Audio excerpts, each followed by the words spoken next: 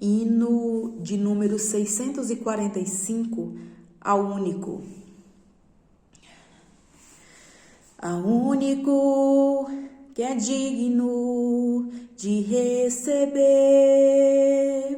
a honra e a glória, a força e o poder,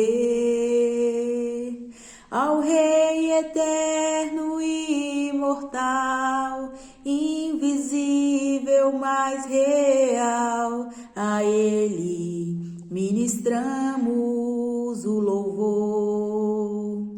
Ao único que é digno de receber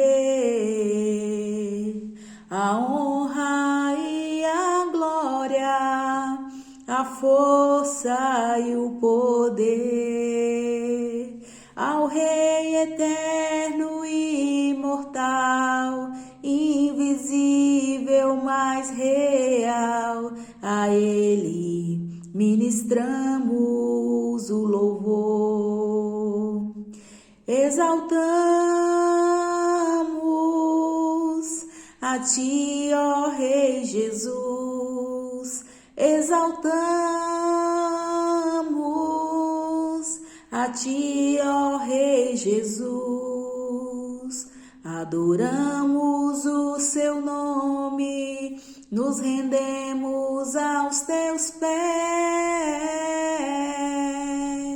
consagramos todo o nosso ser a Ti. Ao único que é digno de receber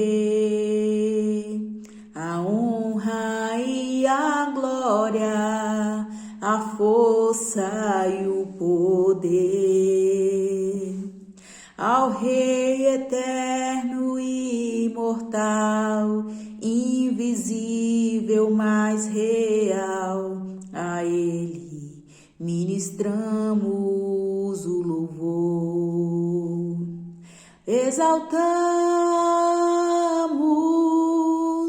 a Ti, ó Rei Jesus, exaltamos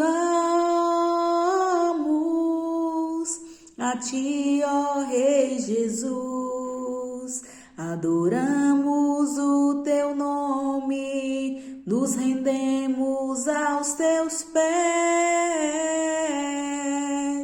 consagramos todo o nosso ser a Ti, consagramos todo o nosso ser a Ti.